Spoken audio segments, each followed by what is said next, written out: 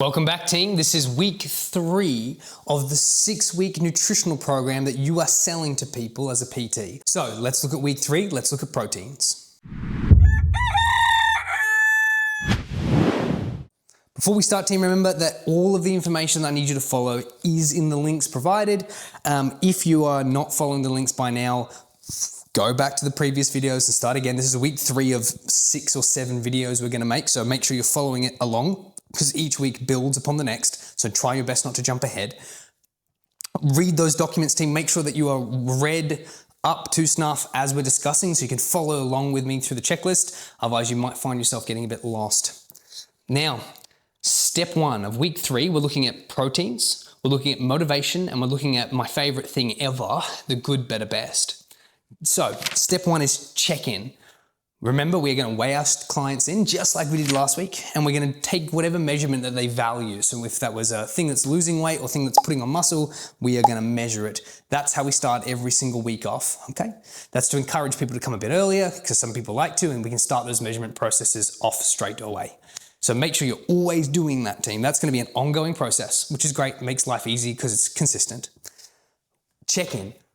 Get those documents off your clients or let them hold on to them for a little bit, and we're going to ask them how they went. We want to know about how they did with portions. We want them to know how they went with understanding their body types. Did they, in the town, pick out any ecto, endo, or mesomorphic people? Whatever. This week, you're going to get a lot of complaints because that previous challenge of eating either 2 of every portion, vegetables, proteins, cups and fats, or 1.5 for females, is challenging. People are probably going to tell you that they were very full, that they didn't always manage to get it all in, that it was hard to understand what's a protein, what's a carb, and all this stuff, which it should be. That was all about trying to allow the client a little bit of self-discovery as we now give them the answers to the questions they're developing. We don't give them all the information straight away.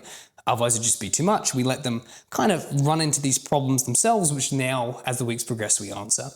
I'm going to say it again. Make sure that during this time you get the clients to do as much of the talking as you can. Really listen. It's easy in this kind of program setting to monologue to people. Try your best not to. Obviously, in this kind of context of the video, I have to monologue to you because you're not reciprocating conversation, but don't fall in this trap of just talking at your clients. Try to keep them engaged as much as you physically can. And this time is the greatest thing for them.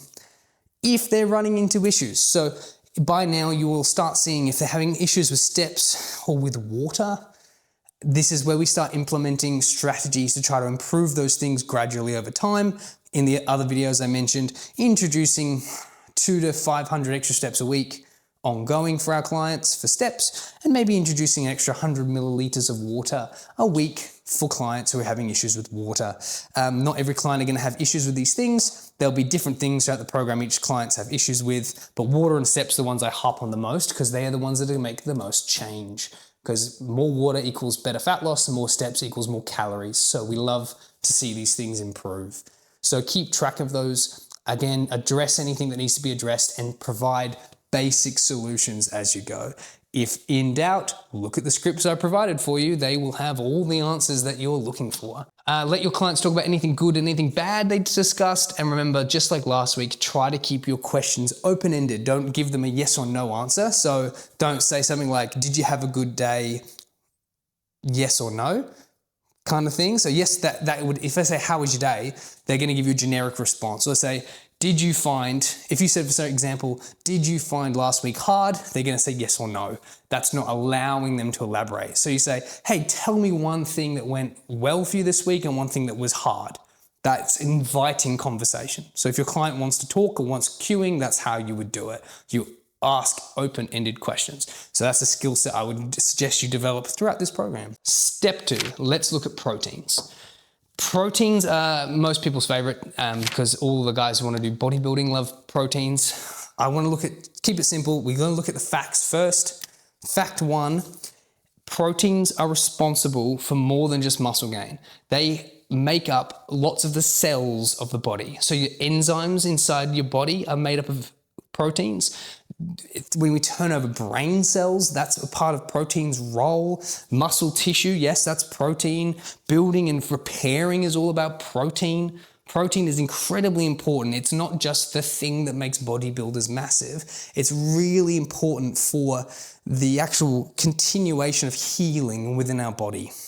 So much to the point, and that if I was to sever you at the spine so that you're a quadriplegic, you would still need 0.8 grams roughly per kilogram that you weigh as a person just to turn over your cells. So all of the receptors and all of the things in your body are made up of proteins or use proteins in chemical reactions. So along your cells sits enzymes and receptors that are certain shapes that grab molecules and do stuff with other things in your body, and they're made up of proteins. Without them, your body wouldn't be able to do its basic functions, okay? So very, very relative. And inside your script is some of these things I'd like you to discuss with your client. I really like the severed at the neck analogy. I use that all the time with clients because a lot of people don't quite understand just how relevant protein is with people. It's incredibly relevant, incredibly relevant. Proteins, when they're digested, get broken down in your body. They get broken down into three things. So they become amino acids.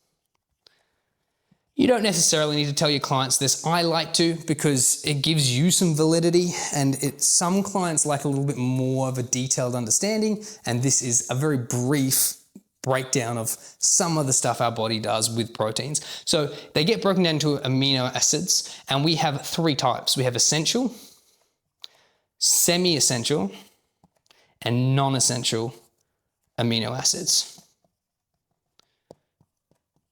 Now you can write this on a whiteboard if you want. You can write it on a bit of paper, or you can just discuss it. Depends on what resources you have available to you.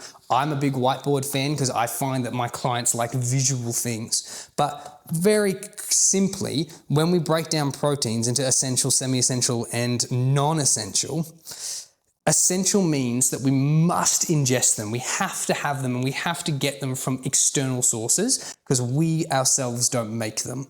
Semi-essential is stuff that we can make ourselves, but only when we're in absolute dire need. So if we were starving to death and we need to keep our brain cells alive, we will break down other things in us to keep our brain functioning. And then non-essential are amino acids that we make ourselves. So we don't need to get them out from outside our body, we just generate them ourselves. So this is just to highlight why we often need to ingest the amount of proteins we do, because we need them in our body because not all of them are self-replenishing. Again, very simple information, very broad, so they can look into as much as they like, and 100% within your scope of practice, which is great. We're going to provide a visual for you. So what I'm going to get you to do is you're going to get two buckets.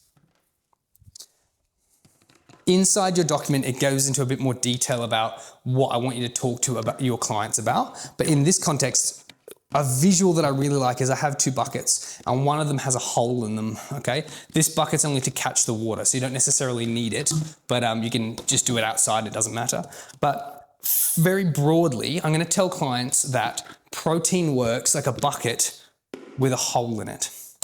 If I was to put water in this bucket, the water would leak out throughout the day because there's a hole in the bottom of the bucket. So if I ingest all my protein in the morning and I don't have any more, eventually, before the day is done, the bucket will be empty. If I flood the bucket with a ton of water so it starts spilling out the sides, this extra water just goes into the nothing. It's just urinated out. It's not stored. So we don't store proteins as fats on our body very well. We are usually ejecting it or using it in repair. It's not stored like carbohydrates and fats is. So our proteins like to, just like a hole in a bucket, like to be continuously topped up throughout the day. We want our bucket to more or less be full all the time. So when it comes to when we're having our proteins, it's usually better to be having them slowly throughout the day, so that way as it leaks out of the bucket still remains full. If I flood it full of protein so it pours out the sides, it's less effective as if I just give it the amount it wants over a long period of time. So it's a very easy visual for your client to be able to understand how proteins are going to work in your body. They're not necessarily stored. They leak out slowly throughout the day and like to be ingested every now and again as your day progresses. Okay, again, very simple, very broad. We're not deep diving, although we could, but at the minute, we're just giving people very simple concepts. This is now the time that I'm going to tell my clients what their individual protein need is. So last week you should have done their calculations on their metrics, and you'll have now an idea of how much proteins they should be ingesting. So for example, they might be on 200 grams of protein a day. They are now allowed to have their protein at any time throughout the day they want. They do not have to have it in combination with all the other macronutrients like we did last week. So last week we had 2 servings or 1.5 servings per macronutrient, per portion, per meal. So we had our protein, well, probably like that, I'd say. We had our carbs, we had our vegetables, and we had our fats. They all had to be eaten in unison. We are now giving our client a little bit of freedom back. We're not giving them all the stuff back because we still need time for the body to adjust. But what I'm going to say to them is they can now have their proteins whenever they want. These need to all still be eaten together. So your carbs, vegetables, and fats still need to be eaten together, but their proteins can be had as they choose. So they've gained back a little bit of freedom. However, this stuff all must be had together. So if they're going to have their sugar in their coffee, they best have their vegetables and fats with it. And their proteins can be had whenever they want. Now, most clients are going to have them all together still anyway because it's an ease thing. But if the clients are finding that they need to have 200 grams or 7 fists, remember 7 palms rather, 7 palms of protein a day, they might find that they can't ingest that much food and they might have to have a supplement of some description. Okay, they are allowed to make that decision independently. We're not going to suggest they do, but they are welcome to have a protein shake if they're finding that they're not getting their protein serving in by the end of the day. We're giving them some responsibility back, some freedom back. Okay, that's the point of each week we start introducing more freedoms to them. So keep that in mind, team. That's something that we're allowing them to do. Next thing I want you to do, so now their client knows that how many palms roughly a day they're having. I'm going to get you to give them the printout of the protein sheet. Last week I told you to leave the client a bit ambiguous, let them decide and make decisions themselves on what foods what's a protein, what's a carb, what's a fat, etc., etc., etc. This week we're going to give them the answer to what are proteins. And in the documents I've given you, there is a sheet that says proteins. And it has good, better, best on it, or eat more, eat some, eat less. And those are going to give the client a better idea of what proteins fall under the categories of things they should be eating. Again, super general. I don't need to tell you to eat less dino nuggets and more chicken, and more roast chicken is probably a good suggestion. It's just very broad. It's still within scope of practice. So you can say stuff like, it's understood that perhaps whole foods like steaks, turkey, chicken, and fish is probably better for you than processed foods like chicken nuggets and pies. That is not me telling you to eat what you want to eat. It's telling you that these things probably are not built equal. And that sheet will help them very much with that interpretation. So for proteins, we're going to give them the visual. We're going to tell them what proteins are doing, which is replacing cells and helping with chemical reaction. We're going to give them this sheet of what they should be leaning more towards potentially.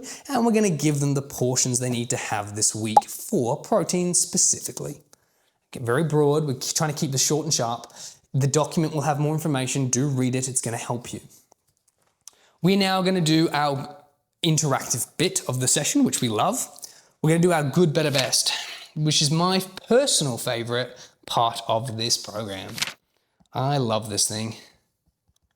I personally use this every day. Most of my clients who I talk to use this the most out of any of the little tools that we add to their toolbox. But all this is it's giving them some power when making decisions. So whenever they're making any decisions nutritionally, they get to decide between good, better, and best.